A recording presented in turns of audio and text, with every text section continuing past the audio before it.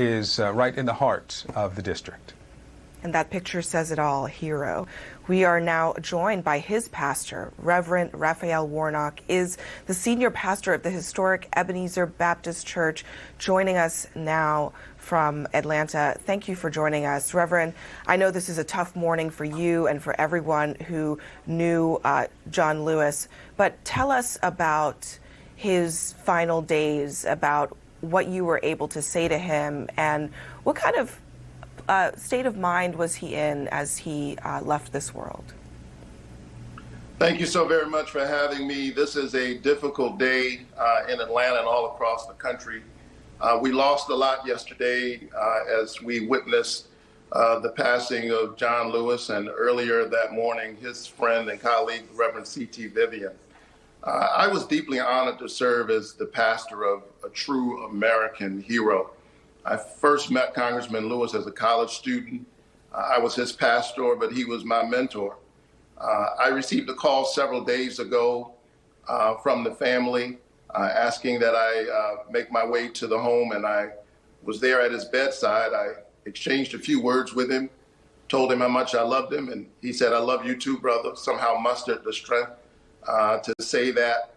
But I have to say that even in his weakness, there was a deep sense of resolve and strength, courage and dignity, the kind that we have come to associate with the likes of John Lewis. We lost a true hero yesterday, but the work is left up to us. Part of President Obama's statement, Reverend, he loved this country so much that he risked his life and his blood so that it might live up to its promise. And through the decades, he not only gave all of himself to the cause of freedom and justice, but inspired generations that followed to try to live up to his example. And the latter part of that statement is what I want to focus on, relevant to at least 3 generations. There's a comic book, a graphic novel that was released recently about John Lewis. Talk about that, how young people still revere John Lewis.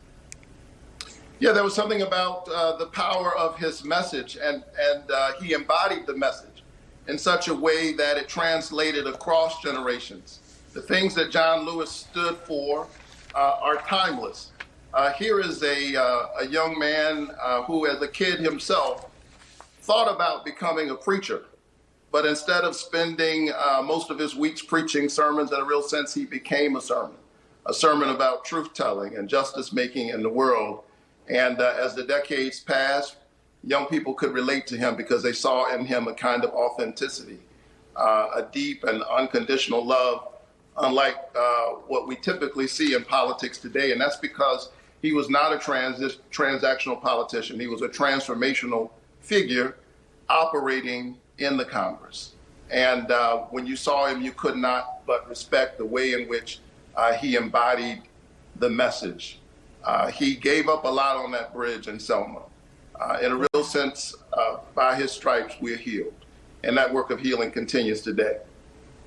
We are losing, in some ways, a whole generation of these heroes with the loss of C.T. Vivian yesterday as well. As someone who is in Atlanta, the birthplace of the civil rights movement, where do we go from here? What do you think John Lewis would want the message for this next generation to be? What should they do as they now must take up the mantle of this new civil rights fight that this entire country is living through?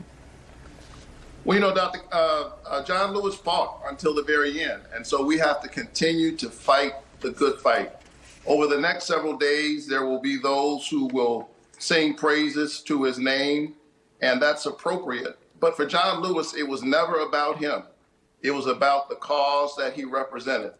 The irony of this moment, really, is that John Lewis is the patron saint of voting rights, but his home state of Georgia is ground zero for voter suppression right now. And so if we want to honor John Lewis, we ought to strengthen and renew the Voting Rights Act so that we can push against the acts of voter suppression we're witnessing all across our country. His colleagues ought to get busy in the coming days passing the HEROES Act, so that Americans in the midst of a global pandemic don't have to choose between losing their vote and losing their life. And so we honor John Lewis, by representing the things that he fought for. We have to continue to fight for it. I heard him say over and over again, we cannot go back. We can't afford to go back. We have to vote, he would say, like we've never voted before. And he would say that cycle after cycle after cycle because he believed in the power and the strength of democracy. And in a moment like this, may his spirit cause all of us to rise up and protect the integrity of our democracy, which is in peril this very morning as we celebrate his life. Reverend Raphael Warnock, thank you so much for sharing a bit of those last moments of the congressman and for your time this morning. Thank you very much. As we go to break, I want to share this really special moment that happened here on CNN a little more than